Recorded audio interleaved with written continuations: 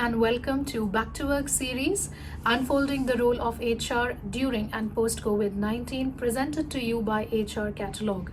I am Richa Shah, your host for the interview series. Today, we are very pleased to have on our episode Dr. Sujaya Banerjee, a leadership and change management expert with over 30 years of experience in driving culture transformation through leadership roles in various organizations like British Gas, EDNOC, SR, etc. She has also served as the director on board for AGC Networks and a leading IT company and the mobile store, India's largest retail chain of mobile phones and accessories. Having served last as the Chief Talent Officer for SR Projects, she currently is the founder CEO of Capstone People Consulting, which is a capability building and advisory firm that does path breaking work in leadership and change, diversity, and inclusion. She is also the author of a much acclaimed book called Switch: How 12 Indian Companies Managed Change Successfully.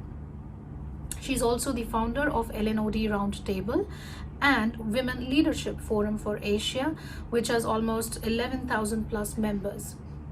While the description is never going to be enough, let's take a halt here and go right to the conversation and have the treat of listening to her. Hello, ma'am. I feel so glad in welcoming you on today's episode of Back to Work series. Thank you so much for gracing us with your presence. Thank you. And with the rich experience that you carry, I see a very, very insightful conversation coming up on this episode. A very warm welcome, ma'am. Thank you. Thank you so much, Richa.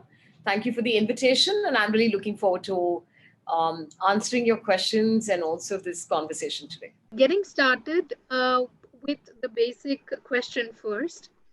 From the HR perspective, what are the biggest or toughest challenges that you see have surfaced as a result of this pandemic? And if not challenges, you could say some very good learnings that have come up as a result of this pandemic. I think that one of the biggest transformations that we're seeing across the globe, especially in the middle of this pandemic, is that, especially as countries announced the lockdown, I think the biggest challenge that businesses have experienced is to be able to consolidate and manage essentially the risks around the business itself.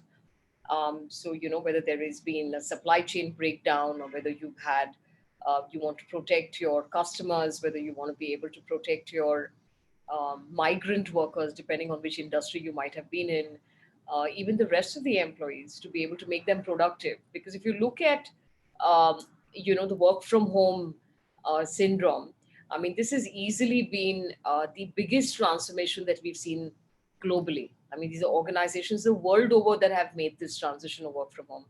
And it's been very interesting because a lot of industries or a lot of companies that believe that they did not have a culture to support work from home, or they believe that they did not have the existing ecosystem for work from home, or that they did not have the kind of employees who could be managed in the context of their kind of industry or business to be able to make them productive from home, have suddenly overnight realized that they can indeed work from home. Yeah. And I think that has been easily one of the biggest sort of, if you want to call it, transitions that have been managed globally. And of course, they've not been easy, because working from home means that you've got to mobilize team members. And depending on the size of the organization, this is highly complex if it's lots of employees who needed to be mobilized. Getting the technology up and running and getting people to be able to have access to technology and their systems, that itself has been another saga and story. Most homes, particularly in cities like Mumbai, are not equipped for work from home. Most people's homes are not equipped for work from home, and you're generally, you have, senior citizens who you're catering to. There are children that you need catering to. There are household chores that need to be performed, and fundamentally, it's an intrusion to the privacy of what we call and we hold sacred as home. You know what I mean? So I think all of that, and I think there's been a lot of anger and denial to do with all of this in the beginning, because it meant that you needed to find a safe space to be able to work. And you then, if there were more than one persons who are working from home, it was chaos in small homes in terms of how do you find the space to be able to work from home. I think that transition finally has landed well because people remain productive and contributing. But I think a lot of it are the kind of trials and tribulations that people can kind of, on hindsight, recollect with pride, because I think most companies manage that transition. I think there's enough research and data to be able to show most organizations have managed this transition exceedingly well. I think it's been remarkable how people came forth to be able to meet their employers more than halfway. A lot of organizations have registered or experienced increased productivity during this time, which I think is also amazing and speaks for human spirit on especially at times of adversity, and how they would meet more than halfway to be able to make things happen. I think protecting the business, protecting the customers, making sure that performance did not drop no matter what. I think everyone's rallied around it. So it's finally landed pretty well in terms of, if you look on hindsight, at least the first 5 to 6 months indicate that it landed really well. How easy or how manageable it is to collaborate from different homes when teams are working on a single project, practically on the ground. When we see companies have traditional managers who are used to seeing the person Yeah. in front of him, and only then work happens. And now that manager has to manage a team with people sitting in different homes, in different environments, in different mindsets, surrounded by different kinds of people. And again, as you said, that different kind of situations at home. So how manageable it is practically work Yeah. from home. So I think I must say that the mid-size and the small-size companies have struggled more than the others in terms of how to figure working with people without physically being there to be able to supervise them. And I think this comes from our industrial era orientation.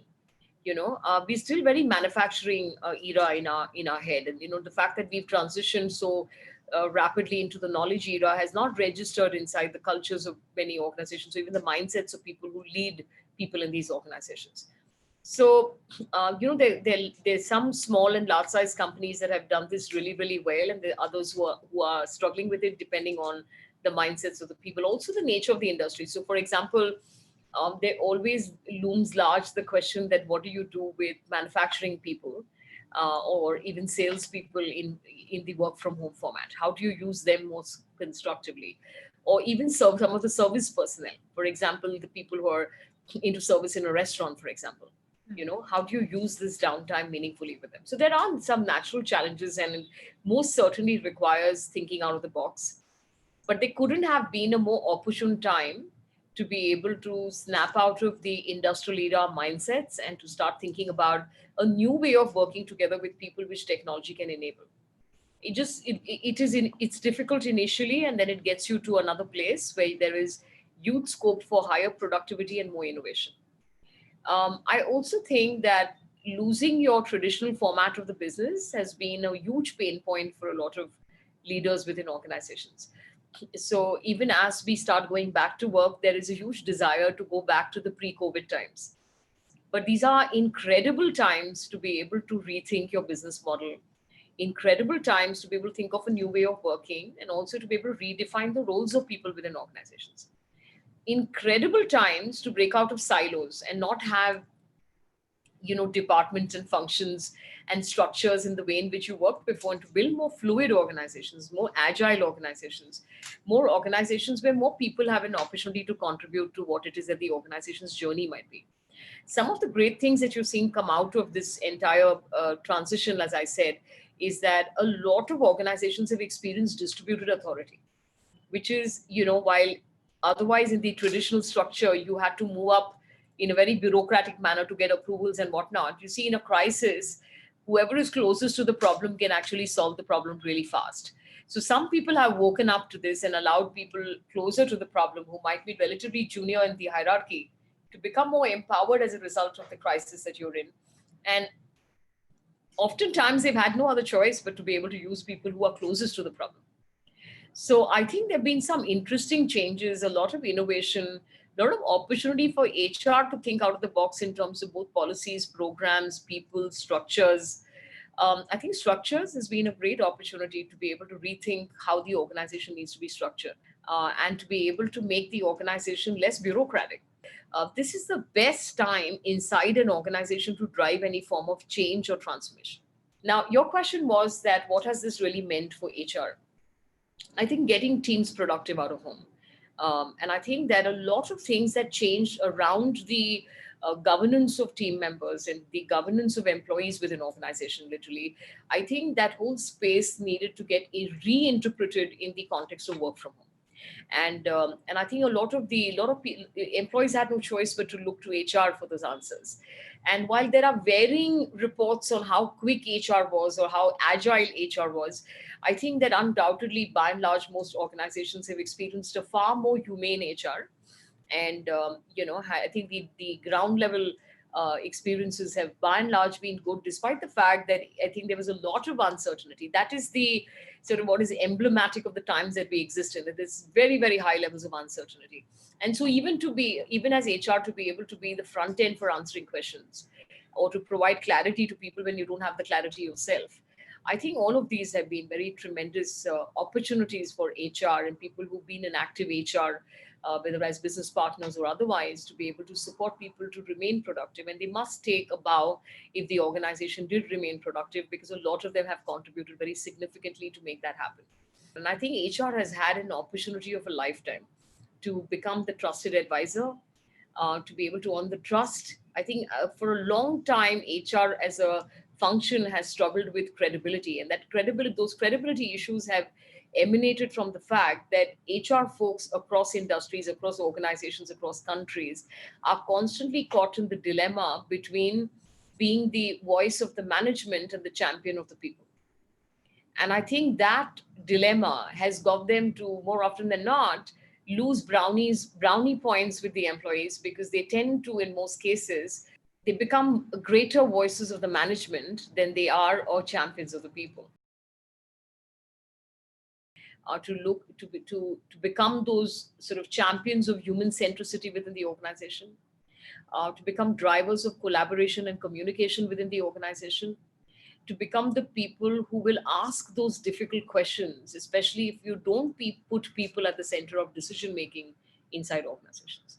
I think what people need the most is an empathetic leader, and HR can very seriously, influence that whole process of being able to sort of register with employees, with their teams, the care that the organization wants to show at this time.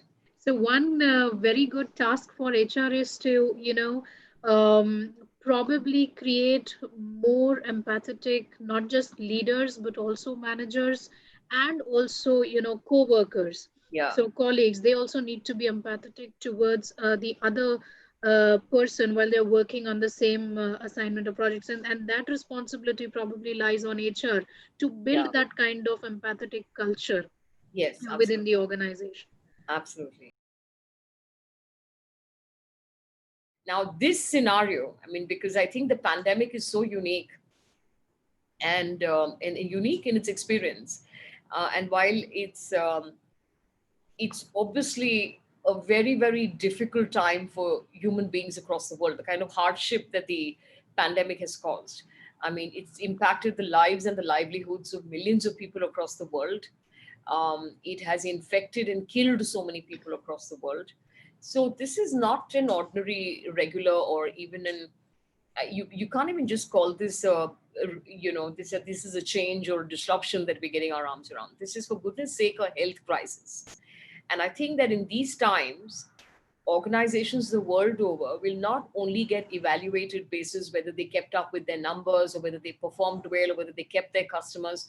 All that is important, but what's going to be very, very significant when you look back at these times historically, you will get evaluated basis the extent to which the organization reduced the impact of this pandemic on people. And so you cannot afford to anymore pay lip service to health or to health related issues. You cannot just talk about engagement in the normal terms, because engagement itself has taken another flavor, another hue in these times. And so it requires human centricity to operate right as the centrifugal engine, the central engine within the organization, which is that everything that happens around this human centricity. So even if you want to get your business up and running, it has to be done in a manner that is humane. It's got to be done in a manner where you are protecting the health of the people who you're calling back to work. It has to be done in a manner where you're taking calculated risks around to what extent do you want the business back on track vis-a-vis risking the health of your people. And so just providing PPE and making sure you have sanitizers and you have all of that. I mean, all of that is great. I mean, I think it's fantastic. And I'm delighted that organizations have taken the initiative to be able to make sure that you have safe work environments. That is essentially absolutely compelling priority. But it's also about making the decisions of who comes back. uh, to what extent do you influence people to feel safe as they come back? How many conversations are you having around around their health, about around their safety? And to what extent are you seriously engaging with the risk associated with them being able to come back to work? This has got to be part of how we make our decisions going forward. We don't have the vaccine. The vaccine's not in sight for a long time now, and I think that if it comes in sooner, the better. But for now, it appears it's a 12 to 18 month period. And we got to plan like that at least for 12 to 18 months to be able to make sure that we protect our people even as we try bringing business back on track. Now, let me bring the flip side to what's happening right now, even as we speak, which is, you're now almost 6, 7 months into the scenario, especially if you count it from the lockdown, and there is fatigue setting in, and there are clear indications of low psychological safety when it comes to teams, because it's not just got to do with whether you have a job, but the impending fear, the Damocles sword, if you want to call it that, that is invariably hanging on, or people perceive it to be hanging over their heads, because they live in an environment where they constantly get news around more people getting sick and more people losing jobs, and then more people getting sick and more people losing jobs. This is just not the most conducive environment in which to feel motivated to contribute great performances. So I must say that even from organizations that did manage performance and productivity well in the first 5 to 6 months, they are experiencing the challenge of sustaining work from home. And sustaining work from home is a challenge, and will invariably be a challenge, because you look at the whole process of what this pandemic has brought with it, right? It requires you to wear a mask. Just think about it, yeah, from a human perspective. The first thing it's doing is hiding your identity, because you can't really see people anymore. You also can't see body language, you can't see expressions. Yeah, it's also brought with it social distancing. I mean, we're a collective society, and we're a very populous country. We used to seeing lots of people, and all our excitement and charm comes from so many people came, and so many people gathered, and so many people came to the wedding, and so many people came to the engagement event, and we had so many of them at the training event, whatever that might be. And I think we love that. We love that whole collective experience. And I think people are very sorely missing that. It can become a huge source of anguish and have great impact on mental health. So I think organizations need to recognize this, and I think they are, but they need to do something about it. And like I said, both health and mental health have been issues to pay lip service to for a very, very long period of time. I think it's time to now put your money where your mouth is and do something very serious around this. And to recognize this, especially when people are getting fatigued, or whether then they're getting burnt out. And I think just today in the Economic Times, there's some good hacks there in terms of what organizations are doing to be able to address some of this, whether it's offering them COVID leave, whether it's just offering them leave, which is rest and rejuvenation. You're just looking too tired, so let's not have this because of long hours of work. And lots of things, including, I think, some of the IT firms and the others have offered employees a package to be able to buy a desk and a chair and have a comfortable setting from where they can work from home.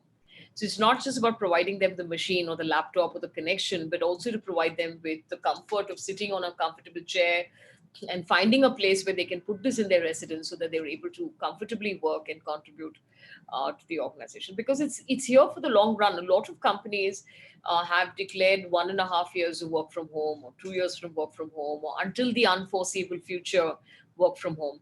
And so they do require to be able to be placed someplace comfortably. everything for the better, and you must use the crisis. There is the Shakespeare quote, right? Like, sweet are the uses of adversity, not the adversity its uses. So use the adversity. I most certainly advocate that. But I also advocate being sort of mindful of psychological safety as you're doing this, because I think even if people know that their own organization is not looking at reducing headcount, or there hasn't been any indication of cutting back on salaries, it's very difficult to not be fearful about this when you see it happening to everyone, neighbors, friends, relatives. It's very difficult to continue feeling very confident about your own job and about your own presence, and about also this remote working is a very disconnected style, because it means you don't see people. You also miss the grapevine, which comes out of, or the cooler conversations that come out of interaction.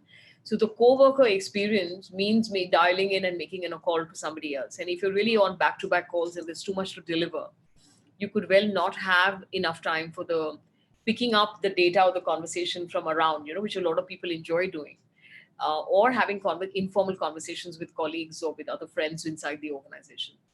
So a lot of people can feel and are already feeling very isolated. And a lot of people I've spoken to, whether in client or otherwise, they all want to come back to work. There is huge attraction to want to meet each other. It gives you sense of purpose for the day, whether you have to get onto a train, or you got to get a cab, or you got to do whatever to be able to go. And it gives you sense of purpose to dress up every morning and go someplace. And I think everyone misses the co-worker experience. So of going to a place where there are other colleagues and other friends and other departments, and sometimes there's high drama, and all of that, it's all very entertaining. And I think as a collective society, we want to interact with people. It's just such an integral part, uh, of enjoying the whole process of being able to come to work and enjoy the culture of the organization. Also, some of the events that get done, or having a meal together, or going down and having a chai together, whatever that might be. All of that has just moved out of people's lives. And it seems like it's gone out until the unforeseeable future. I think that's extremely disturbing, and it's for leaders now to connect with that, and also HR to remain connected on that. I think that the frequency of connection has to be high, not the depth of the connection. Like, you don't have to spend lots of hours with each person, but frequency of connection has got to be high. It matters a lot to people that somebody called them. So I think that HR and the leaders within organizations are going to have to invest in. The other thing is that these hours of work have extended for everyone. So most people seem to be saying that, otherwise they would finish by whatever, 5:30, 6:30, 7:30, whatever, and then leave and go home. Now it appears they're on calls till 9:30 and 10 in the night. So I think these are things that their leaders need to have, some compassion and empathy for these individuals. And, you've got to have a hard stop beyond which no one's allowed to work. And if someone's just too fatigued because they did 2 long days back on back, then to give them some time off on the third day or the fourth day. I mean, it's only the manager who's closest to this group of people who can actually impact all of this positively. The thing is that, we've been disproportionately rewarded in most organizations for being only task oriented. And unfortunately, a lot of those behaviors continue because they're convenient, because each one wants to show performance during this time, and protect their own situation. But more compassion. This is actually the time for compassion. We think compassion is a soft word. We believe compassion is not a word for the workplace. We're in the business place. What compassion? But compassion is actually a very appropriate sentiment, work mindset to have at work, and to demonstrate and manifest it at work. It needs to be just combined with accountability. So we don't compromise accountability as we ask people to be able to do. We ask people to do what they're supposed to be doing, but we remain humane, we remain fair, we remain concerned, we remain caring. Really, this is the job of every line manager, whoever is leading a team of people, to be concerned. You need lots of people to be concerned. And I'm really delighted. I mean, at least in my worldview, a lot of the line managers that I've connected with, you have a mixed bag, I know. And I'm saying that it's not the same thing in every organization. But I do have some incredible stories of line managers and how they've taken the effort to be able to stay in touch with employees, their families, figure the welfare of everyone, to constantly have mechanisms to be able to figure how everyone is doing. to get timely support and help from the organization to these people. The incredible stories of when people needed to get quarantined, or if their family members needed to get quarantined, how they have been helped and supported by the organization to be able to make that happen. The medical help and support that they've got through the organization's processes, whether through insurance or otherwise. I think there's some nice, good stories, but I absolutely believe that that's not only HR's job, and it must be very, very much and very fairly shared by the line managers. Who must keep track of this. They cannot absolve themselves at times like this from not caring, not asking, not being worried about the safety of people. I do know that some of the organizations, when they opened up, the parents of the employees were worried about sending them back to work. And I know that a lot of HR folks spend time talking to these parents and convincing them to allow the employees to come back to work. I do know that in some organizations, there have been huge challenges getting women back to work. So while the men have come back because it's, they're breadwinners and source of income for the family and so on is at stake, for the women, it's been easier for their families to say that, they don't feel comfortable sending the female employee back.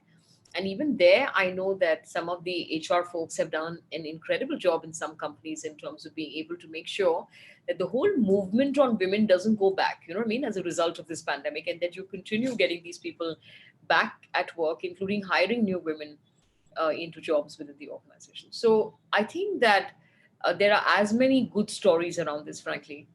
And I want to be able to respond to your question by simply saying that the safety of employees is a joint responsibility. The providing PPE, creating, following the safety protocols at work, all of that is the job of HR, administration, factory managers, whoever else is our senior resources within the organization. All of them are collectively responsible for offering a safe workplace. Going to the learning and development area. So now that we see a lot of work from home kind of culture setting in all organizations, do you see the competencies required changing for different kinds of roles, or do you see it changing for leadership separately and for managerial roles separately and for employee level, the basic entry level employees separately? So how do you see that the competencies required, are they changing? I think what is commendable, and especially because you have some questions on learning as we come along, is that it looks like everyone the world over went up on a steep learning curve. And I think one of the brightest outcomes of all this is the way in which we've all emerged so much more technology savvy. And I think everyone who was struggling with understanding what was VUCA, because I remember I teach leadership teams, and I would sometimes see this glazed look when we spoke about volatile, uncertain, complex, ambiguous. I don't think anyone is asking what is VUCA anymore. You know what I mean? Everyone knows what that is because we're easily getting our arms around one of the biggest disruptions in the world. My answer to that is that it is such a significant disruption that it cannot but underline a few competencies that you will require to survive in these times. So I wouldn't say that these weren't competencies that were perhaps required in some form or the other, because we've seen a disruptive trend for a very long time. This is not the first black swan event that organizations are experiencing. The 2008 financial crisis was also a black swan event, and we got our arms around that. But I think that was a different kind of a black swan event. This one is a health pandemic, and it has its own complexities in the way in which people need to manage during these times. So I think the obvious ones that I would call out is in the space of leadership related competencies. And I think clearly, the ability to, first of all, understand the context, to be able to grasp the context well and connect up the dots well, because these are unprecedented times. No one's ever seen this kind of stuff happen in their careers before. So the answers to the challenges or the pain points or the questions in these times are not embedded inside books or inside management literature. This is actually these are times where you have to combine, you have to keep your eyes open for thought leadership and best practices, but you need to be able to actually glean from a pedagogy that is very, very personal. which is very intuitive and personal and intimate, and draw from your own resources and your own intellect and your own intuition, and connect up the dots in unique ways to be able to understand what is actually going on, so that you're able to kind of make the most optimal decisions. These are also times to be able to be, I think, right at the center of this is change and transformation. So leaders need to be very, very savvy. So I can't say that being change savvy or being transformational leaders has not been something we've spoken about before, but they're now getting underlined and becoming absolutely imperative. They're survival kind of skills, that you must know how to adapt, adjust, and not just talk about change and transformation. It's time for leaders to become evangelists of change, credible evangelists of change. And by credible, I mean that you yourself are flexible and you yourself know how to change, and therefore you're asking people to be able to change. I cannot underline resilience enough in terms of being able to be, both optimistic, and I think I see optimism as a very significant part of resilience, and also people who can handle kind of anti-fragile. In Tayyib's words, this was anti-fragile, which is to get better with every blow. So no matter what happens, you're ready. I definitely see an opportunity for leaders to be and to demonstrate high level of literacies around technology. So, those who had postponed this to another time, or for migrants of technology, it's time to now become technology savvy. This is the right time to be able to get your arms around it, and not high tech gizmo kind technology. You know what I mean? It's the technology that can actually help you improve your operational efficiencies, help you to get closer to your employees and closer to your customers. And that kind of technology is what it is that we're talking about. These are also great times for innovations. We don't just pay lip service to innovation, but you doggedly chase it.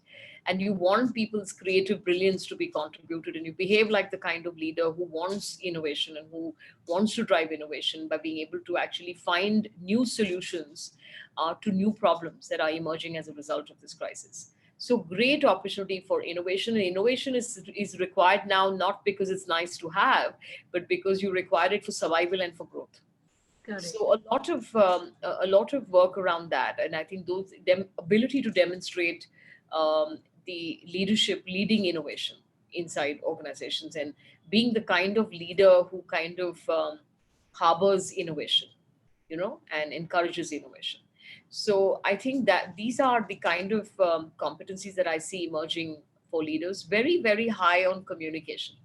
So this is not to say we've not spoken about communication and leadership in the past, but now it's become imperative to be the communicative leader and somebody who's open, transparent. Also, time to become the vulnerable leader, which is to ask for help on things that you do not so great at doing. So even that is very important, because the era of leader as the hero is over. These are times to be able to be vulnerable, ask for help, let people know what you're not so good at doing, and allow people who are good at doing it to do their jobs. you know I think a lot of this tendency of hand holding and babysitting, we should stop all that. And I think this pandemic is making a lot of that happen already, but I'm just saying there could be more of that easily. So I see all these as very significant shifts in terms of what leaders need to demonstrate across the organization. I cannot underline enough the need for communication between team members, especially as you work remote. So this is going to be absolutely imperative. And I'm going to add to that the other C, which is collaboration. I mean, there is no place for people who don't want to collaborate, who want to play games, or who want to withhold information, or they want to become non-transparent. I mean, these people will not have a space to be able to continue working, because they will easily become bottlenecks and deterrents to performance. So I think this, as at all other levels, I think great opportunities to be able to show ability to collaborate, to be able to move faster to decision making. I think speed and agility is going to be very important. Lot of flexibility to be demonstrated in terms of those fluid organizations I was talking about, which is the ability to kind of morph into any other role, whatever the roles that emerge as you go along. So you need people who can't come up and tell you that, oh, but I was signed up for this, but my role that I had signed up was for this, and somebody else seems to be doing that. I mean, there's no scope for all of this. I mean, you need people. In Hindi there is a word called harfan mola. right? This is the time for harfan molas. You need people who will do anything to make things happen. And that is the spirit organizations are looking for. What's happening in a lot of organizations is that new leaders are emerging. And because decisions are being made closer to where the problems might be, and there's more distributed authority, as a result, automatically what organizations are seeing is that there are new heroes emerging, if you want to call it that, in the sense that these people are stars. They were not known before, but they're doing a great job. And who wouldn't want to keep anyone who's great at a crisis or who's great at the time of adversity? So a lot of that seems to be the positive outcome of what's going on right now. I would dare say this is happening everywhere. It's not. And I'm just calling all this out so that where it's not happening, they can actually review the situation, maybe learn from this, and figure whether they are losing opportunities to be able to grow their talent at this time. This is the best time to groom talent. And I mean on the job, because of the kind of adversities you're seeing, because of the opportunities that are arising naturally in the environment. You have great grooming times for the next for your leadership pipeline. Right. Hmm. So that not only is a big takeaway for the L&D professionals, but also people who are into hiring, into recruitment. Even they get a good takeaway of what kind of competency they should look for when they are actually hiring at a particular level. Uh, Yeah. this kind of situation once gone might not come again, but if something similar, we should be prepared. Yeah. So these kind of skill sets should be a part of the normal hiring as well as the development processes that HR follow. Yes, absolutely. Absolutely. What sort of elements are required as a part of the organization culture that these kind of competencies develop, either on the job or in the daily routine, or what sort of elements in the organization culture can actually help develop these competencies? So I think that I mean, the natural answer is the quality of leadership that exists within the organization, because all of this gets role model, frankly, inside organizations, and cultures are created basis, the behaviors that you see reflected, being demonstrated every day, and what is being rewarded, who's allowed to occupy leadership positions within organizations, and how are they behaving.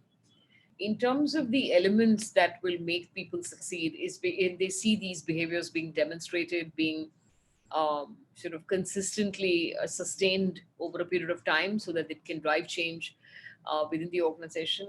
I think what's very, very important is empowering more people to be able to make decisions and creating that culture of empowerment. I must say that it's been very starkly absent in most organizations. So this whole command and control style, where all the decisions get made at the top, everything is the entire organization is very power centric. And we shouldn't be surprised by it, because our macro culture is power centric, and that's how we are inside organizations as well. We're a microcosm of a very feudal society, so we see a lot of that inside organizations as well. I think this crisis has required a lot of people to go back to the drawing board, to start working in a different manner, use this as an opportunity to become a more contemporary organization, empower people down the line to be able to think and contribute, create inclusive cultures at this time, in terms of being able to include different kinds of diversities, including diversities of thoughts, and allow people's brilliance to blossom. I mean, we didn't just bring in bodies, right? We brought in great minds and great ideas and all of that. I think, somebody said to me in one of my programs that, in India, we hire 12 people and we allow only one brain to work. So, we pay 12 salaries and only one person's brain works. I mean, it was rather put down in a rather simple way, but I thought it made a lot of sense, because it's true. I mean, the rest of them are just bodies. They're supposed to be there to say yes sir, no sir, three bags full sir, and be reward people for this behavior of being appeasing and sort of echoes of the boss. You have to be very lucky to have a boss like that, who says, don't agree with me, I want to hear your point of view, and don't just come here to agree with me. Whereas I think in most organizations, there's huge pressure for consensus, huge pressure to agree with what it is that the senior most person is saying. And the senior most person is interestingly very delighted that everyone's agreeing with him. And And I think that it's such a waste of so many bright people in the room if you don't have their perspective. Also, what I've noticed in, over the years is that in most organizations, if someone has an alternate perspective, we kind of hold that against them. They're seen as disruptive, they're seen as somebody who's trying to make trouble. So if everyone's agreeing, they're all being really good. And if someone's disagreeing, then they're really being bad, disruptive, wasting time, creating an encumbrance to the work and things like that. So I think we got to grow up, as a society, as a group of people, to be able to become more mature around diversity of thought and divergence of thought, and to encourage that divergence of thought within organizations. Best times to be humane and to be able to bring more people in. And I think that I do see some organizations doing some serious work in this space to kind of drive the winds of change through this larger, very compelling, and unprecedented times that we're experiencing.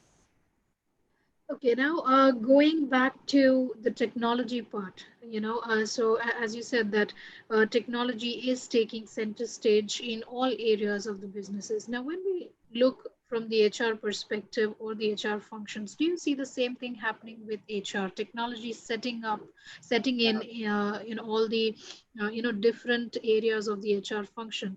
So, how do you see that? So, see, I think one is the integrated HCM platforms that a lot of organizations had already started adopting in the last couple of years, and integrating their entire talent value chain, which I think is fabulous. I think there's been a lot of innovation around the way in which organizations have re-looked at their performance management system, and I think that's been fabulous as well. We see a lot of innovation around the way in which the recruiting community, the talent acquisition community, has also adopted technology, whether it's AI or otherwise, to be able to process large numbers of applicants and what have you, to be able to bring the best possible to the organization. Lot of technology now available to be able to also remove bias from the whole process of being able to hire people. So I think some really nice applications of technology. My only word of caution is that technology should not become gizmoish, or you shouldn't ride the bandwagon because the Jones have this technology, so let us also get it. So it's not about keeping up with the Jones. You should have the technology because you need it and it's a solution to your problem. I know that increasingly organizations are using technology also to be able to do regular pulse surveys, if you want to call it that, at the end of a meeting, end of a town hall, some significant conversation on performance, just to figure out the employee's feedback and to just kind of get a sense on how did you feel about this, and also for the employee to feel valued, that someone's asking me how did I perform in this meeting, or did you feel heard in this meeting, or do you believe that you experienced care in this meeting? You know what I mean? Talking about hiring, for example, and talking about technology in the hiring process, even the smallest of thing like conducting an interview online has been, not a very decisive platform to hire a Hmm. person, right? So Hmm. once even if you've interviewed a person online, a person needs to be present physically in person in front of you so that I can, actually say a yes to take that person. Now, how do you, how do you see that? Like when we want to combine technology with our processes, but then there is some sort of mindset that is coming into picture.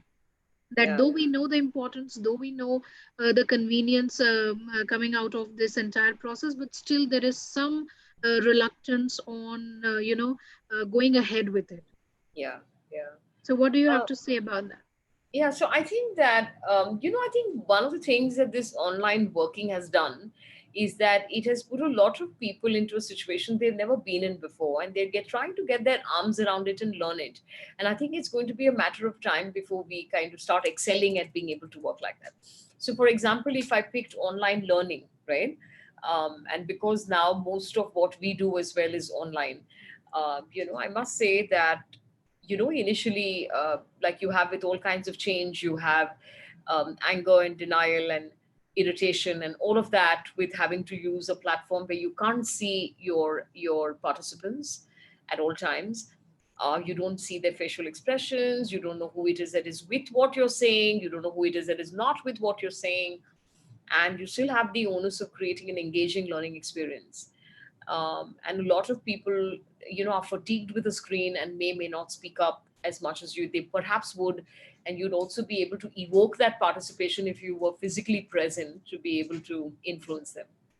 So I must say that each one of us has gone up a very significant learning curve in terms of being able to use technology and to master that technology well enough to be able to do this almost as well as if you were in person, working together with people.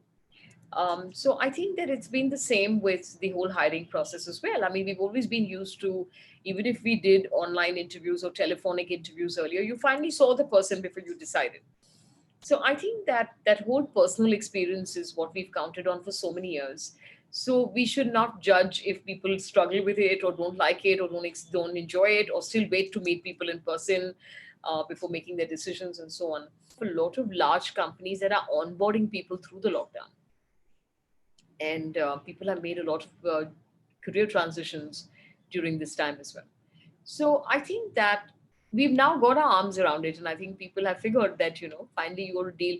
You got to be more personal, though. I mean, I must say that a lot of organizations don't know how to do this. Which is how do you onboard people in a more personalized manner? How do you get them to be able to understand things without physically being in your organization or physically meeting people, and even you've not met that this person physically. So how do you still create that connectedness?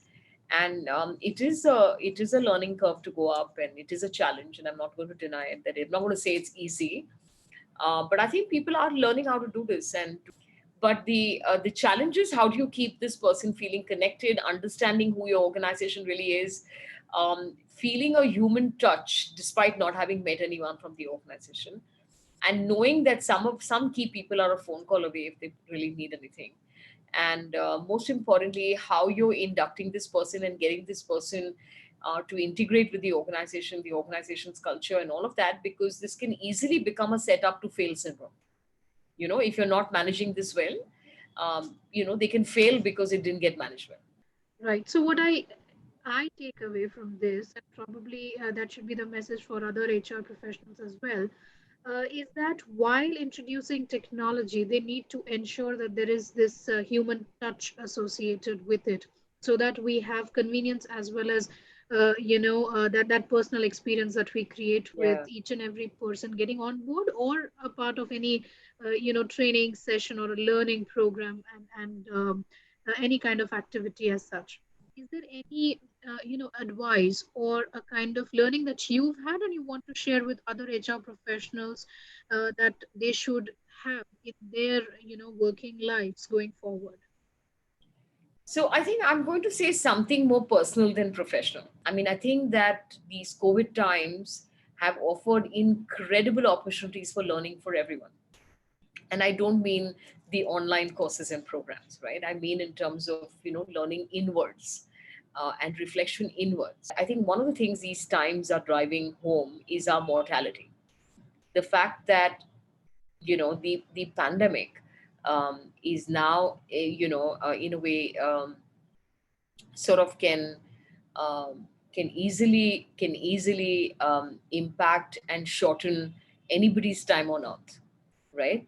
And while I hope and pray that this does not impact most people, it has impacted the lives of many people already. So what is the lesson we can actually take from that? In which, so any realization around our own mortality must make us more conscious about how we behave today and how we treat relationships today, and how it is that we are building for the future. How responsibly are we building for the future and for all those who we are responsible for?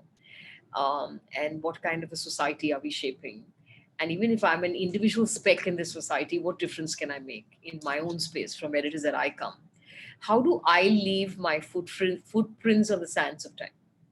How can I make other people's lives better? One of the realizations of the pandemic, and I want you to reflect deeply on it, is that in a pandemic, does anyone feel really well when people within the society are unwell? I mean, the society is unwell. So how many people individually feel well in an environment like this? And it's, I think that realization is a realization of our deep interconnectedness as human beings. That no one can feel really all right in an environment. Even if you don't have COVID, you're not going to feel good because other people are suffering with this. and it is impacting each one of us. And if we pause to be able to take a deep breath, we'll know it's impacting us too. It's impacting us that other people are unwell. And I'm just trying to say that it stay with that interconnectedness to be able to realize how important each person is within this society, and that all of us have been put here for a reason, and we must find that reason soon and start contributing. And I think that I would just leave you with the reflection of that inner mortality. What would I like to do when I get a sense of my mortality in the middle of a pandemic? What would I like to do differently with my life? What is it that I want to change so that it's not too late? And what is it that how would I like to make a contribution to society so that I leave this world a better place as compared to the way in which I found it? And in our own individual capacities, we have the opportunity to make a difference. So well said. And thinking of mortality as the start point, and then thinking backwards on what I can do today. So that's so wonderfully put. Thank you so much for actually accepting the invite. It has been a really, really resourceful conversation, and Thank I'm you. very sure all the people, the audience watching this interview, is going to have a lot of good takeaways for their professional as well as their personal lives. So Thank it's you. indeed a pleasure to hear you through this entire conversation. Thank you. Thank you. Thank you so much. Thank you. Likewise, thank you for inviting me. I really liked all your research and your questions. And I hope that many people find the responses useful, and happy to be on your on in a conversation with you again. Thank you so much. Yeah.